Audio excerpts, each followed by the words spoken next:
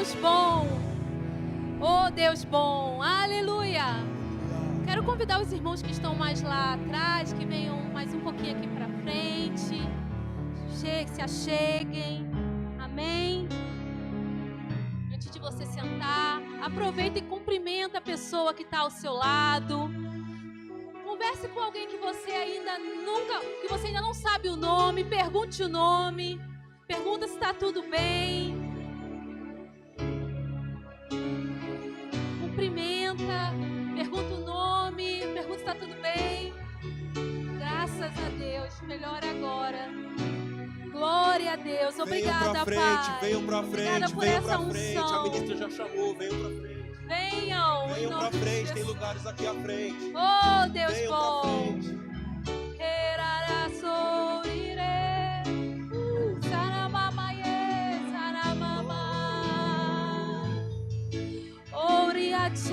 Samieti, ore mama yeche, gloria manai hera yeche.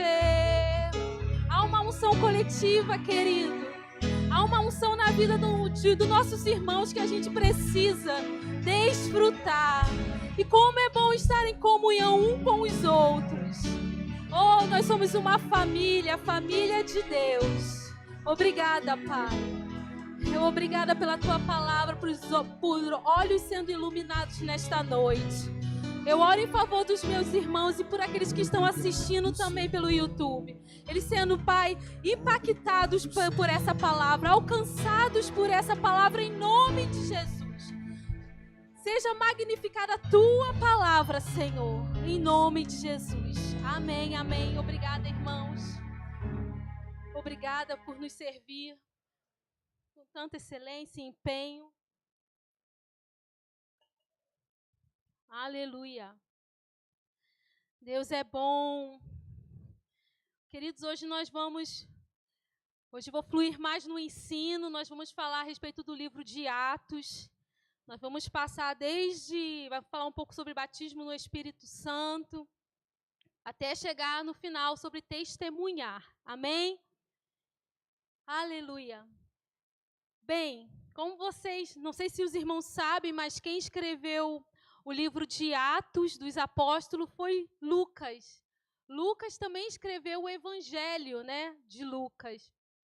É como se fosse uma obra em 2 volumes.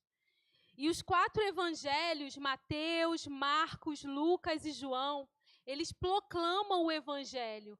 Eles mostram ali nas páginas dos evangelhos aquilo que Jesus começou não somente a fazer, mas também a ensinar. E quando a gente chega no livro de Atos, a gente tem ali a demonstração na prática daquilo que Jesus tinha ensinado aos discípulos.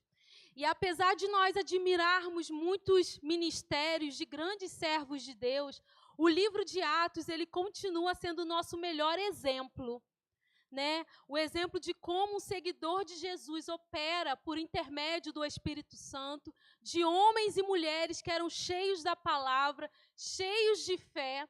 A gente vê também ali o modo de vida daqueles irmãos, como eles agiam na palavra, qual a importância que eles davam à palavra de Deus, a autoridade do nome de Jesus. Eles se apropriavam daquilo com tanta ousadia, que a gente vai decorrer ao longo dessa palavra.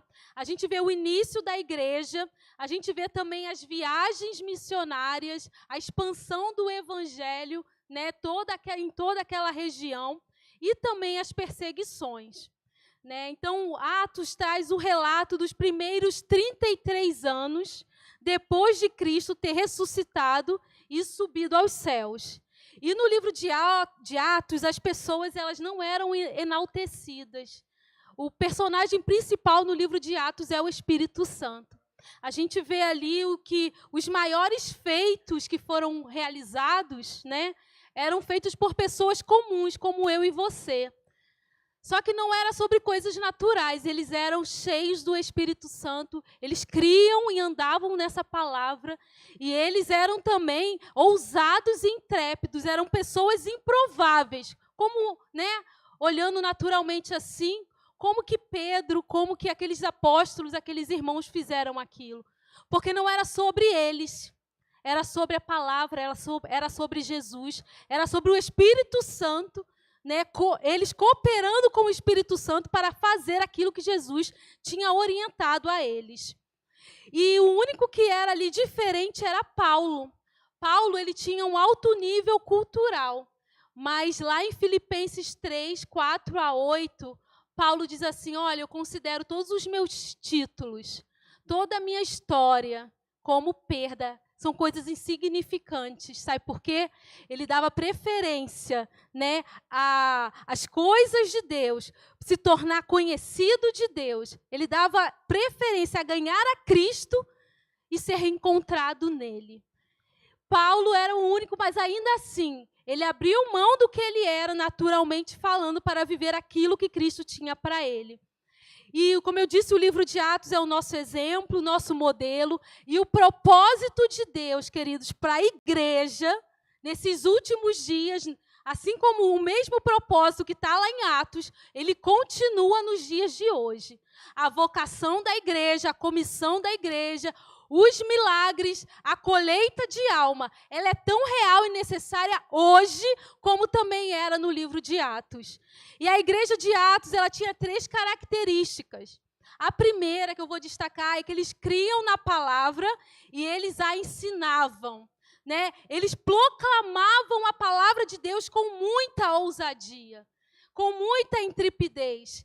E a palavra de Deus diz que, em Atos, que a palavra ela ia crescendo de cidade em cidade. Porque eles criam, eles falavam e a palavra tinha um destaque. Quando a gente abre lá em Atos 2, a gente vai ver que após aquele episódio do milagre do Pentecostes, né, os discípulos estavam ali cheios do Espírito Santo, houve o derramamento, e de repente juntou uma grande multidão para ver o que estava acontecendo. Alguns estavam compreendendo o que eles estavam falando, outros pensavam assim, estão bêbados, estão loucos. Esta hora falando umas línguas estranhas, né? Aí o que Pedro fez? Pedro, quando ouviu falar que estavam chamando os irmãos de bêbados, ele se colocou em pé diante da multidão e começou a falar em uma língua conhecida. E ele começou a proclamar o evangelho, e ele trouxe ali as profecias de Joel e também as profecias de Davi a respeito de Jesus. E sabe qual foi o resultado dessa pregação? Cerca de 3.000 pessoas receberam a Jesus naquele dia. E aí a gente vai para o próximo capítulo, em Atos 3, a gente vai encontrar também ali Pedro, após a cura daquele coxo que estava na porta ali do templo. O que aconteceu? Juntou uma grande multidão e Pedro não perdeu a oportunidade. E aquele homem ali que recebeu a cura, ele era coxo e começou a andar no templo, ele se tornou uma prova viva de que Jesus estava vivo. E aí o que Pedro fez? Começou a pregar o evangelho. E cerca de 5.000 pessoas se converteram naquele dia. Eles davam à palavra de Deus a primazia e o destaque que ela tinha. Eram pessoas comuns que simplesmente se rendia e se obedecia aquilo que Deus tinha para eles. Amém? Então eles eram bem-sucedidos e por conta disso, por crer na palavra e a ensinar, Atos diz, em 3 passagens, que a palavra de Deus, ela crescia e se multiplicava. Querido, que a palavra de Deus possa crescer em nós, na nossa casa, possa se multiplicar lá no nosso bairro, no nosso condomínio, no nosso trabalho. A palavra de Deus crescendo e se multiplicando em Brasília, no Brasil e até a terras mais distantes. A palavra de Deus avançando, correndo velozmente, porque ela é a palavra de Deus, ela é o poder de Deus para a salvação de todo aquele que crê. Não existe outra palavra. Somente a palavra de Deus é viva e ela é eficaz, ela é criadora e poderosa. E hoje a palavra de Deus, ela produz os mesmos resultados que quando Jesus estava aqui na terra. A palavra de Deus hoje ela é verdadeira, ela é real, assim como Deus, ela não muda. E por que, Marli, a palavra de Deus continua viva e eficaz? Porque é sobre Jesus. E Jesus, ele está vivo, amém? A outra característica que eu queria destacar da igreja de Atos é que eles tinham a plenitude e a unção do Espírito. Eles viviam, falavam e ministravam por meio do poder do Espírito, que era quem produzia os milagres. E nós sabemos que os milagres não são para os crentes, são para os incrédulos, amém? Nós não precisamos de milagres para crer, mas o incrédulo sim. E, queridos, se é para atrair incrédulos, para que eles possam crer em Jesus, que venham os milagres. Que desejem os milagres, porque ao desejar os milagres, você está desejando almas, vidas. Então, seja um instrumento, Senhor, eis-me aqui, para testemunhar e ser um agente de milagres. Na vida de quem passar por mim, não sairá da mesma forma. Amém? A outra característica é que eles conheciam e empregavam a autoridade que eles tinham recebido de Jesus. Queridos, o nome de Jesus é a credencial de autoridade que nós temos. É a nossa garantia que a nossa oração é respondida e é a nossa credencial de autoridade para desfazer as obras do diabo.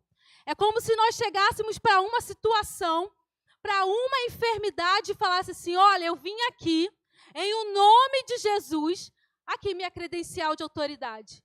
Em nome de Jesus, para desfazer as suas obras. Enfermidade, em nome de Jesus, saia. Essa é a nossa credencial de autoridade. A nossa garantia é o nome de Jesus. É no nome de Jesus que nós repreendemos, né, as enfermidades, ordenamos aos montes que saiam da nossa frente e que expulsamos os demônios também.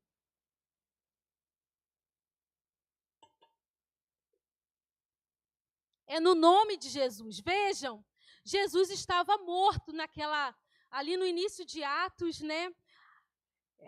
Os sacerdotes, o próprio Império Romano, eles acreditavam que Jesus estava morto. Né? Eles tinham visto Jesus crucificado. Foi um soldado lá e atestou o óbito de Jesus. Levaram Jesus, colocaram ele num local próprio, né, para os mortos. Ou seja, para as autoridades, né, para os sacerdotes, para os judeus, para o Império Romano, Jesus estava morto. Mas, de repente, houve um burburinho na cidade. Ouviram falar que umas mulheres e uns homens viram Jesus vivo. Como é que as pessoas iriam acreditar? Agora eu pergunto para vocês, como eles creriam que Jesus havia ressuscitado? Como que eles saberiam que os discípulos estavam falando a verdade? Né? Como que eles iriam provar, né? Testemunhar de que Jesus estava realmente vivo? Simples, se os mesmos milagres que Jesus realizava quando estava vivo continuassem a acontecer por meio dos seus discípulos. A única maneira de os discípulos convencerem as multidões que Jesus estava vivo era operando os mesmos milagres que Jesus operava antes de morrer. Então, quando Pedro curou aquele coxo lá em Atos 3, ele vai sempre reforçar o nome de Jesus. Foi o nome de Jesus que curou esse homem. Foi o nome de Jesus. E toda vez que um milagre era publicamente visto, queridos, ali estava o comprovante para aquele povo de que Jesus havia ressuscitado, de que Jesus estava vivo.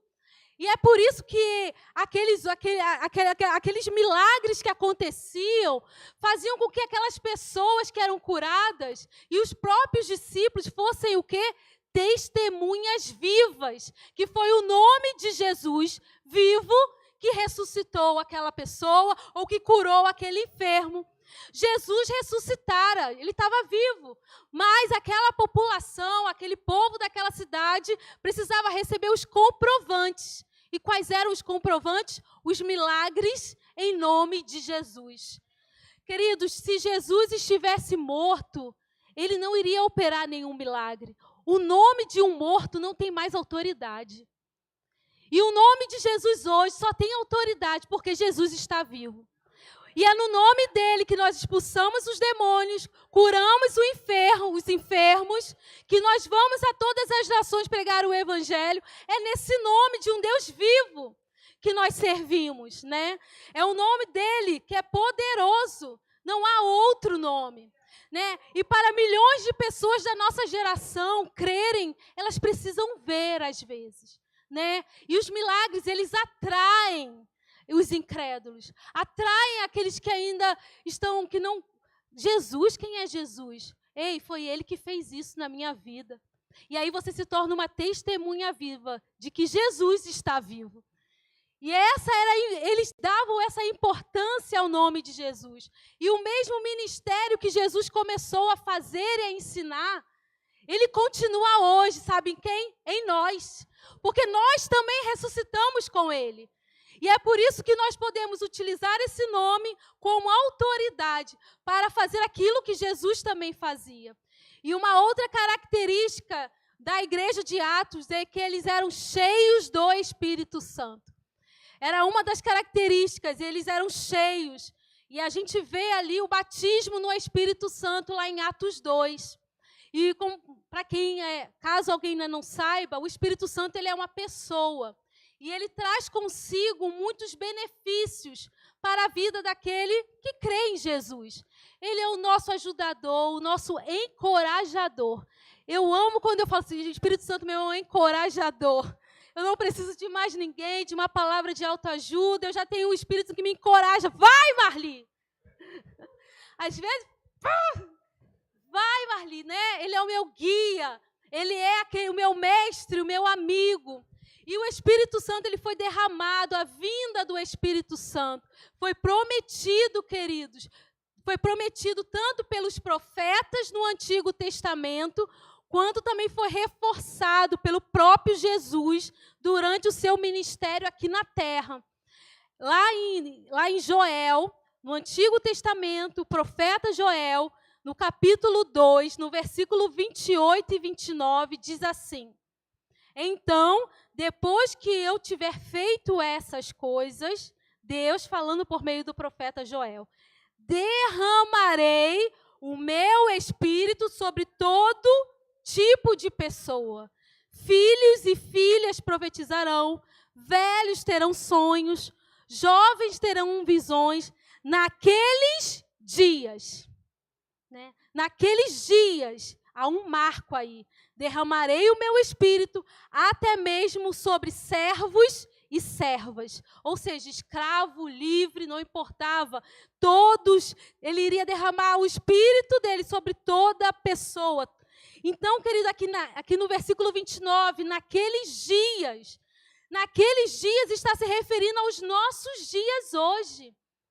É hoje que Deus quer que os seus filhos sejam cheios do Espírito. Né? Não era para aquele tempo lá de Atos, é para hoje. É da vontade do Pai que seus filhos sejam cheios de Deus.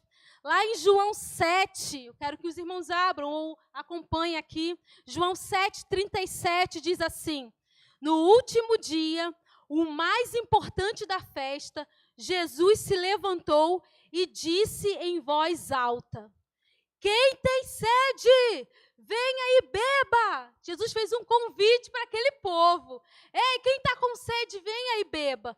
Pois as Escrituras declaram, rios de água viva brotarão do interior, ou seja, do Espírito, de quem crê em mim.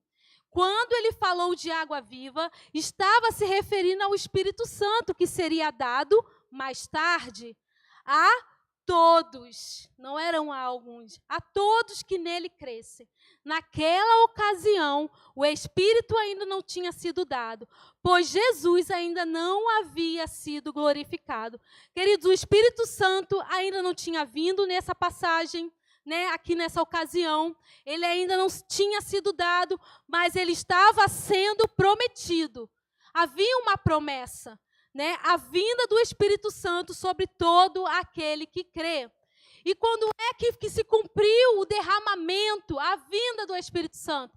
Lá em Atos 2. E eu quero ler com os irmãos, acompanhem aqui. Em Atos 2, foi quando ocorreu o derramamento do Espírito. Começa assim, no dia de Pentecostes, todos estavam reunidos num só lugar. De repente, veio do céu um som como de um poderoso vendaval e encheu a casa onde estavam sentados. Então surgiu semelhante a chamas ou línguas de fogo que pousaram sobre cada um deles. Versículo 4. Todos, não alguns, todos ficaram cheios do Espírito Santo e eles começaram a falar em outras línguas conforme o Espírito os habilitava. Quem falava? Eles. O Espírito Santo simplesmente habilitava, colocava as palavras sobrenaturais no Espírito para que eles pudessem falar. O Espírito Santo, ele concedia as palavras ele concede as palavras que nós vamos falar. Não é isso? Mas somos nós que nos enchemos do Espírito. Versículo 5. Naquela época, judeus devotos de todas as nações viviam em Jerusalém. E quando ouviram o som das vozes, eles vieram correndo e ficaram espantados, pois cada um deles ouvia em seu próprio idioma. Muito admirados, exclamavam: como isso é possível? Esses homens são todos galileus e, no entanto, cada um de nós os ouve falar em nosso próprio idioma. Estão aqui pardos, medos, elamitas, habitantes da Mesopotâmia, da Judéia, Capadócia, do Ponto, da província da Ásia, da Frígia, da Panfilha, do Egito, de regiões da Líbia, próximos a Cirene, visitantes de Roma, tanto judeus como convertidos ao judaísmo, cretenses e árabes, e todos nós ouvimos essas pessoas falarem em nossa própria língua sobre coisas maravilhosas que Deus fez. Admirados e perplexos, perguntavam uns aos outros: que significa isso? Outros, porém, zombavam e diziam: eles estão bêbados. Então Pedro deu um passo à frente com os 11 apóstolos e dirigiu-se em alta voz à multidão: ouçam com atenção, todos vocês, povo da Judéia e habitantes de Jerusalém, escutem o que lhes digo. Estas pessoas não estão bêbadas, como alguns de vocês pensam, pois são apenas 9 horas da manhã. Pelo contrário, o que vocês estão vendo aqui foi predito há tempos pelo profeta Joel. Nos últimos dias, disse Deus, derramarei o meu espírito sobre todo tipo de pessoa. Seus filhos e suas filhas profetizarão, os jovens terão visões e os velhos terão sonhos. Naqueles dias, derramarei o meu espírito até mesmo sobre servos e servas, e eles profetizarão. Queridos, havia um marco. Por que eu li tudo isso? Para falar que tinha um marco. Né? E qual era esse marco, Marli? Naqueles dias. Naqueles dias se referia ao início da igreja. O derramamento do Espírito Santo marcou o início da igreja. Não houve outro episódio, foi o derramamento do Espírito Santo. Naquele dia, naquela reunião, que tinha cerca de 120 pessoas, foi um marco naqueles dias. E ali iniciou a igreja. E foi a primeira vez na história da igreja que os crentes foram cheios do Espírito Santo, com a evidência bíblica de falar em outras línguas. Quem falava em línguas, falava de forma sobrenatural. Eles eram inspirados pelo Espírito. Alguns, como vocês podem ter, como a gente viu, alguns entendiam o que eles falavam. Enquanto tinha um outro grupo que não entendia nada e achava, inclusive, que eles estavam bêbados, né? Mas lá em Atos 17, no versículo 17, diz assim: nos últimos dias. Então, querido, aquele dia foi o primeiro dia dos últimos dias. Nós, então, estamos nos últimos dos últimos dos últimos dias.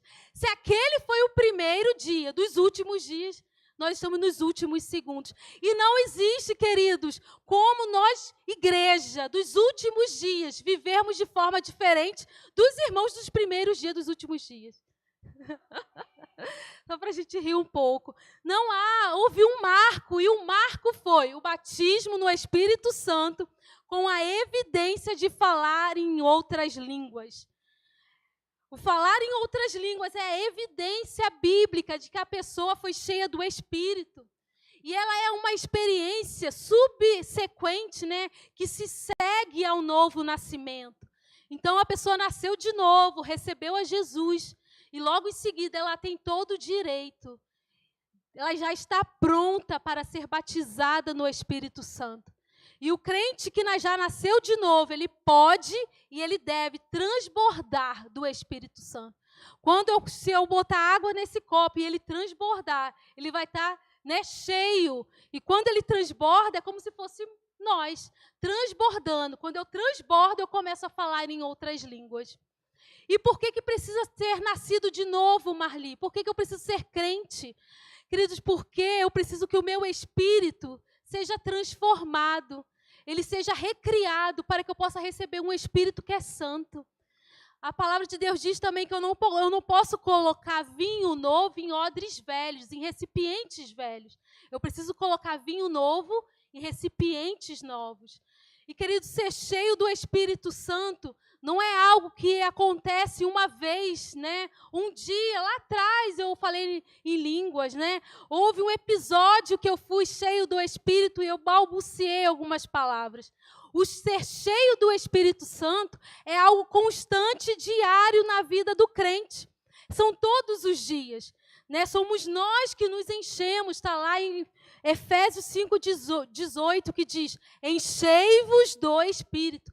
É nossa responsabilidade nos enchermos do Espírito Santo. Então, na primeira vez, eu recebi o batismo no Espírito Santo. O primeiro dia, eu comecei a falar em outras línguas, eu não vou parar mais. Eu vou estar sempre me enchendo diariamente, todos os dias. Estar sempre pleno do Espírito. Muitos creem no batismo, existem muitos irmãos que creem no batismo no Espírito Santo. Mas nem todos creem, não acreditam, né, que o batismo está associado ao falar em línguas. Eu já encontrei algumas pessoas que falavam: não, já sou cheia do Espírito Santo no dia que eu recebi a Jesus. Mas eu pergunto: você falou em línguas? Não, mas eu já sou cheia do Espírito. Mas deixa eu te falar, queridos, o batismo no Espírito Santo, ele está diretamente associado ao falar em línguas. É o sinal, é a evidência bíblica. E o falar em línguas é um privilégio, é um recurso, é um benefício para todo aquele que crê. Lá em Marcos 16:17 diz que os sinais acompanharão aqueles que creem. Em nome de Jesus expulsarão os demônios e eles também falarão em outras línguas. E o que é falar em outras línguas? É uma linguagem espiritual, ela vem de Deus, ela traz edificação, poder, sabedoria, é um recurso espiritual para a vida do crente. O crente deve falar em outras línguas, não pode se dar o luxo, querido, de não falar. Coloca no cronômetro, põe no relógio e conta. Às vezes eu fico impressionada, eu começo a orar em outras línguas, quando eu vou ver, meu Deus, só 2 minutos, parece que eu orei um dia. Mas enquanto eu estou no celular, como passa rápido, é impressionante. Mas é muito bom e aparentemente você pode pensar assim: mas eu não estou sentindo nada, eu não estou vendo. Mas tudo que nós fazemos é pela fé. Enquanto a gente está ali falando em outras línguas, nós estamos orando, adorando, louvando a Deus. Nós estamos ali sendo edificados. Amém? E lá em Lucas 11, 10, 13, traz algo muito interessante. Algumas pessoas têm medo de, ao receber o batismo no Espírito Santo, receberem um Espírito diferente do Espírito Santo, né? Tem medo de pedir, receber um outro tipo de Espírito. Mas lá em Lucas 11, 10, diz assim: pois todos os que pedem, recebem, todos que procuram, encontram, e para todos que batem, a porta é aberta. Vocês que são pais, respondam: se seu filho lhe pedir peixe, você lhe daria uma cobra? Ou se lhe pedir um ovo, você lhe daria um escorpião? Portanto, se vocês que são pecadores, Jesus falando para aquele povo, né, sabem dar bons presentes a seus filhos, quanto mais seu Pai no céu dará o Espírito Santo aos que lhe pedirem. Queridos, você não precisa ter medo. Sabe por quê? Você está selado pelo Espírito Santo. Lá tem uma passagem, lá em Efésios 1:13. Efésios 1:13. que diz assim: agora vocês também ouviram a verdade, as boas novas da salvação. E quando creram em Cristo, Ele colocou sobre vocês o selo. Ele colocou um selo, né? E o selo aqui do Espírito Santo que havia prometido. Quando você ouviu as boas novas da salvação, você recebeu a Jesus como seu Senhor, você foi selado de todos os lados, querido, pelo próprio Espírito Santo. Não há como você receber um outro Espírito, não precisa ter medo, você já está pronto e preparado para ser cheio do Espírito. A palavra de Deus diz que o mundo não pode receber, mas você pode. E já está disponível para você. Você que já recebeu a Jesus, você está apto, você está habilitado e pronto. Lá em Gálatas 3,14 diz assim: por meio de Cristo Jesus, os gentios foram abençoados com a mesma bênção de Abraão, para que recebêssemos pela fé o Espírito que foi prometido. Então, não precisa ter medo. Você pode pedir: Pai, eu quero o batismo no Espírito Santo.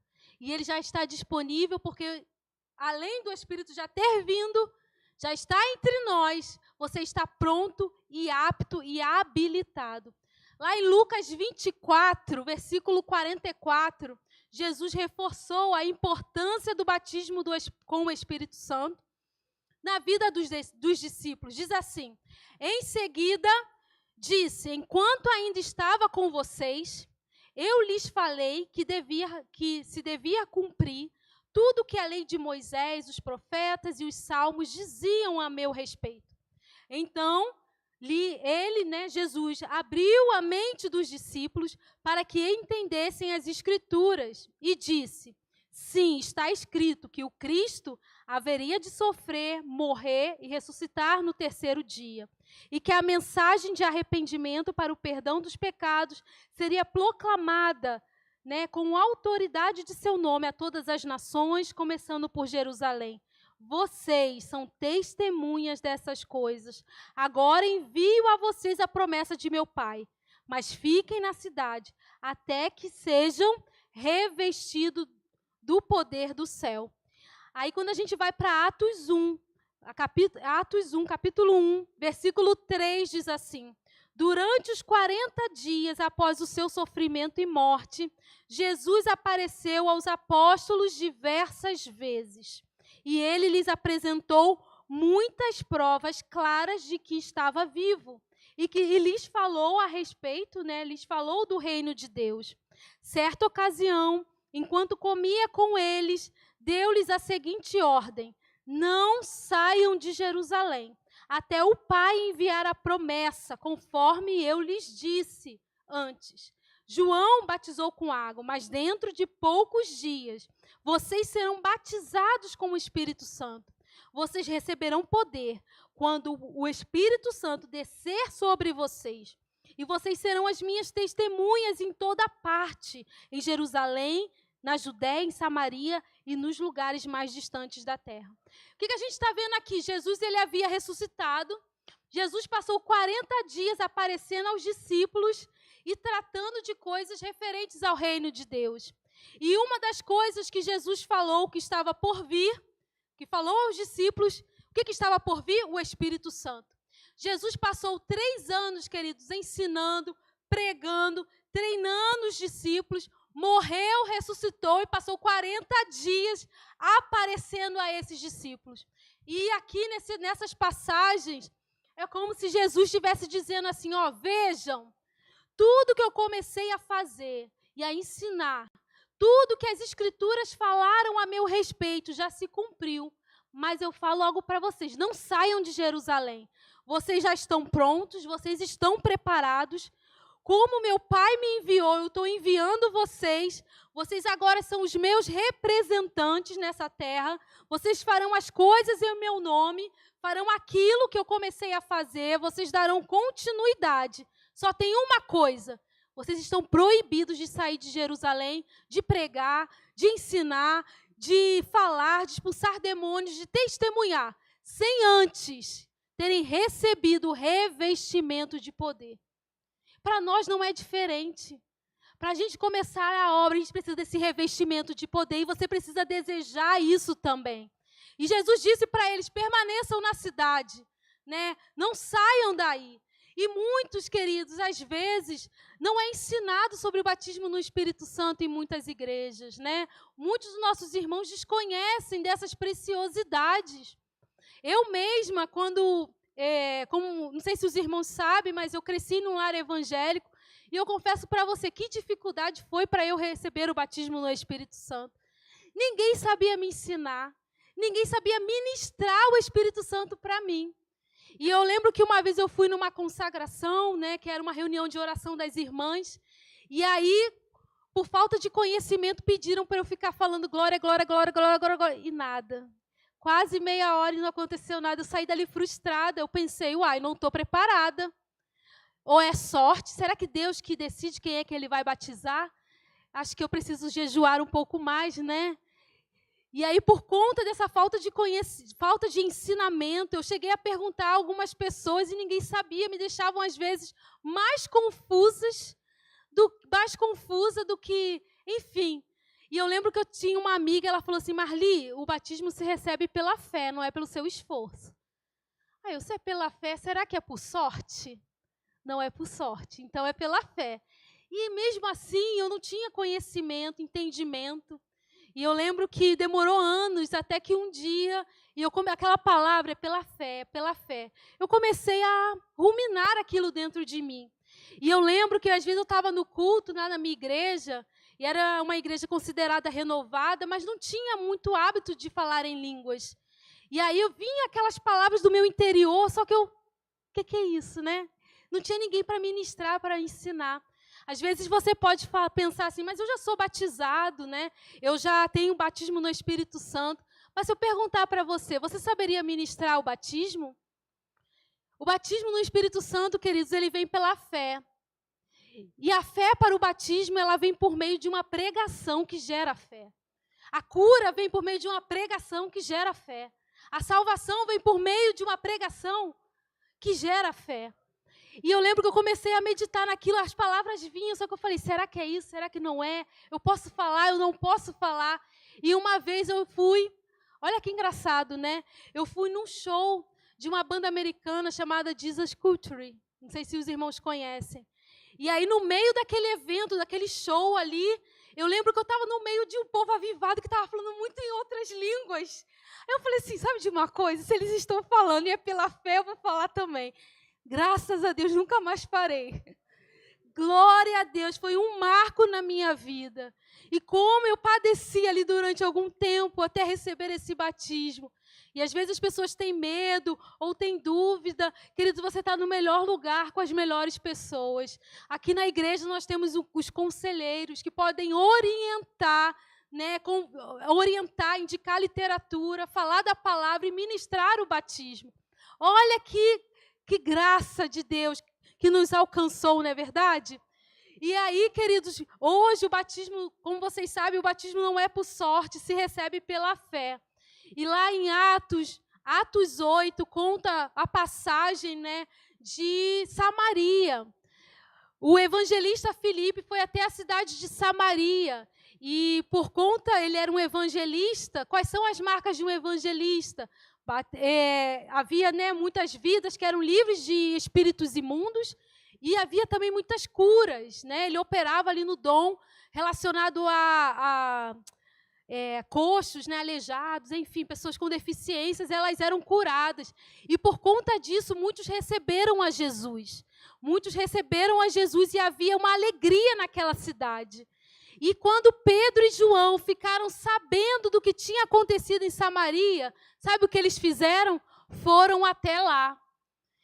Para quê, Marli? Para que eles recebessem o batismo no Espírito Santo. Querida, aquela cidade já tinha recebido salvação, eles já tinham recebido cura, havia alegria, mas Pedro e João falaram assim, eles precisam de algo mais. Eles precisam de algo mais, eles precisam do batismo no Espírito Santo. E eles foram lá com este objetivo, porque se o batismo no Espírito Santo não fosse algo importante, eles não teriam sido enviados até aquela cidade. Mas olha o que Deus faz, né? Alcançou aquele povo, queridos, com o batismo para que eles pudessem fluir e caminhar nos planos e nos propósitos de Deus. E a gente vê também algumas passagens, algumas pessoas que acreditam que precisam esperar o batismo no Espírito Santo. Eu preciso esperar estar pronto, eu preciso jejuar, estar preparado. Só que você não precisa esperar mais. O Espírito Santo já veio e na medida que você já recebeu Jesus Cristo, você já está apto e pronto. A única passagem na Bíblia que nós encontramos que é preciso esperar, que foi preciso esperar o derramamento, né? Foi ali em Atos 1, Atos 2, com aqueles discípulos, com os 120. E sabe quanto tempo eles esperaram? 7 dias. Por que eles esperaram? Porque Jesus ainda não havia sido glorificado e também o Espírito Santo não havia sido derramado. Como você chegou a esse número? Eu cheguei a esse número muito simples, queridos. Jesus, ele morreu na Páscoa. Da Páscoa até o Pentecostes são 50 dias. Jesus morreu, ressuscitou. E ele passou 40 dias com os discípulos. Então, 50 menos 40, 10. Mas 10 não são 7, né? O que acontece? Jesus morreu e ressuscitou ao 3º dia. 10 menos 7. É isso aí.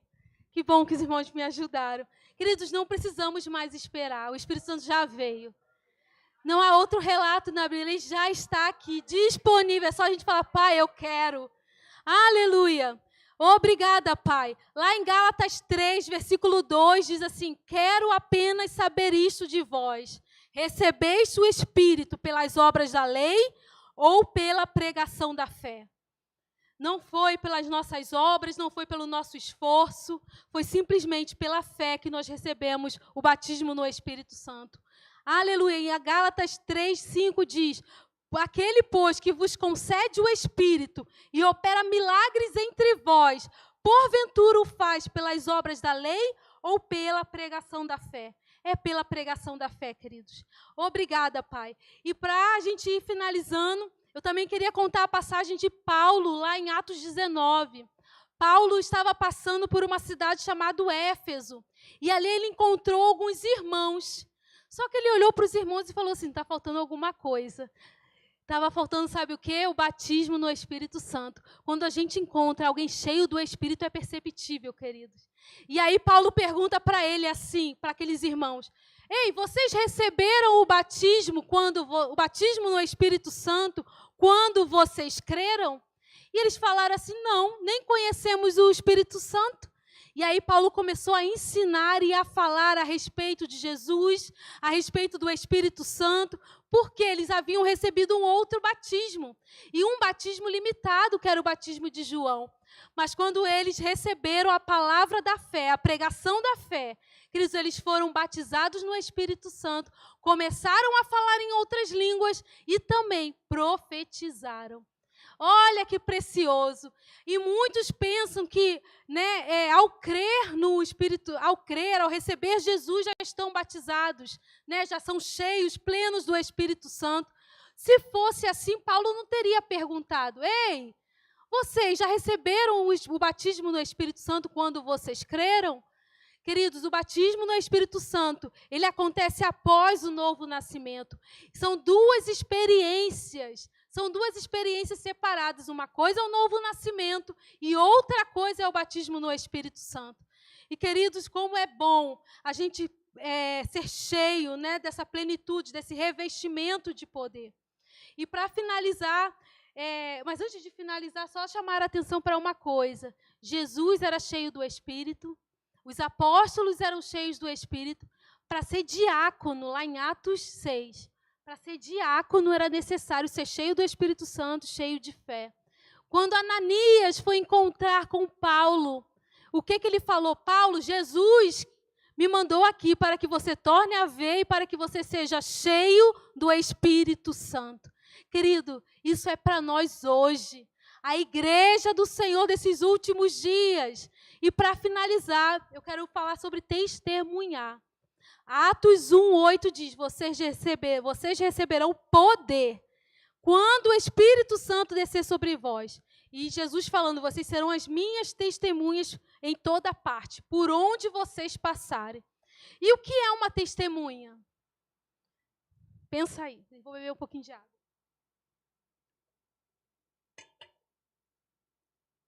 A testemunha é a pessoa que atesta a veracidade de um acontecimento que ela presenciou. Eu vi com esses olhos aqui, eu estava lá. Eu sei do que aconteceu. Essa é uma testemunha. E o que qualifica uma pessoa como testemunha? Ela ter presenciado algo. Ela não pode falar, não, eu ouvi dizer. Não, não é testemunha. Não, porque eu ouvi falar isso e aquilo. Não, não. A testemunha, ela presenciou algo, ela viu. Né? E o que se espera de uma testemunha? Que ela fale. Testemunha muda não é produtiva, não ajuda. A testemunha precisa falar. E ela precisa falar o quê? A verdade. Queridos, a verdade, ela precisa contar tudo o que ela viu e o que ela lembra, o que ela presenciou. E quando se faz necessária uma testemunha, Marli? Quando algo aconteceu e que são necessárias as evidências para tornar aquela verdade pública. Olha aí, para que nós fomos chamados, tornar uma verdade pública. Falar. Falar aquilo que nós temos vivido, visto, presenciado com Jesus. E para provar, queridos, que Ele está vivo para esse mundo. E nós somos essas testemunhas daquilo que Deus operou em nós. Se eu perguntasse para os irmãos aqui, ei, você tem um testemunho para contar? Muitos viriam aqui à frente. Mas sabe, queridos, faça de cada oportunidade um púlpito. Púlpito, né? Você não precisa estar aqui. Mas por onde você passar, Samaria, Judeia, até os confins da terra. Olha o que Jesus fez comigo. E testemunhar, queridos, não é evangelizar e não é pregar. E aí eu fui aprender, meu Deus, eu preciso testemunhar mais, eu preciso falar mais do que Jesus tem feito na minha vida. Porque nós não vivemos, querido, uma religião. Não estamos aqui, nós estamos pregando Jesus Cristo. Aquele que salva, cura, liberta e também batiza no Espírito Santo. E Deus, Jesus, Ele capacitou a todos, Ele capacita todos os filhos para serem testemunhas dEle. Ele não faz acepção de pessoas. E o valor e a influência de uma testemunha está onde? No que ela fala. Então, fale, queridos, onde é o seu púlpito? Estou falando certo. Onde é o seu púlpito? É naquele grupo de WhatsApp que fica só mandando notícias ruins? Fala do que Deus está fazendo na sua vida lá também. Nas suas conversas com as suas vizinhas, com os seus colegas de trabalho. Olha, Jesus cura e Ele me curou. Ele curou a minha família. Né? Eu estava com a família destruída e hoje minha família está reestruturada na palavra de Deus. Olha o que Jesus fez comigo. Eu era um viciado em pornografia, em café, em remédio. E Ele me tirou. Eu fumava, não fumo mais. Eu bebia, não bebo mais. Às vezes a gente acha que é evangelizar. Evangelizar é proclamar as boas novas. Ei, Jesus salva, Ele morreu por você. Testemunhar é falar daquilo que Ele fez na sua vida. E não é possível que a gente não tenha nada para contar. Eu era ansioso e agora eu tenho um pai. Agora eu conheço Deus como pai. Eu já não ando mais ansioso. Né? Lá em Salmos 118, no versículo 17, diz assim, ei, não morrerei, antes eu viverei, contarei as bênçãos, as obras que o Senhor tem feito. Compartilhe, querido, onde você estiver na padaria. Quando alguém chegar para você lamentando, ei, Jesus, Ele mudou a minha vida. E não é testemunho, não. Testemunho não é contar aquilo que Jesus fez. É testemunho. Aleluia! E é isso que nós fomos chamados para provar, queridos, que Jesus, Ele é real, que Ele nos tirou de um lamaçal do pecado, né? Que Ele mudou a nossa sorte. Ele mudou a minha sorte. Ele colocou os meus pés numa rocha. Aleluia! E o que tem a ver o batismo no Espírito Santo com testemunhar? Porque é o Espírito Santo que vai produzir as evidências em nós. E nós seremos essas provas vivas por onde nós passarmos. Amém? Eu sou uma testemunha, você também é uma testemunha de que Jesus está vivo. Foi para isso que nós fomos chamados, porque o nosso testemunho vai atrair vidas. Vai tirar Jesus dessas páginas e falar assim, ó, Jesus é real, olha aqui, ó, Ele fez a minha vida. Ele mudou o meu interior, Ele mudou aquilo que eu era. Agora eu não tinha esperança, hoje eu tenho uma história. Né? Jesus não é um histórico, um Jesus pintado numa parede, que está numas páginas. Às vezes, se eu der a minha ministração aqui para vocês, vocês vão ler, é uma palavra, mas eu estou dando agora vida a ela. Tudo que está escrito aqui, eu estou dando vida. E quando você fala de Jesus, você está dando vida a isso que está escrito. Tirando das páginas daqui, ó. Ei, você tem a resposta, querido, que esse mundo precisa. Você é uma testemunha por onde você passar. Obrigada, Pai, pela Tua palavra. Dai-nos ousadia, Jesus, para testemunhar do Senhor. Para testemunhar, para não perdermos oportunidades de falarmos do que o Senhor tem feito conosco. Na nossa família, tem feito, Pai, maravilhas em nosso meio. Aleluia. E você que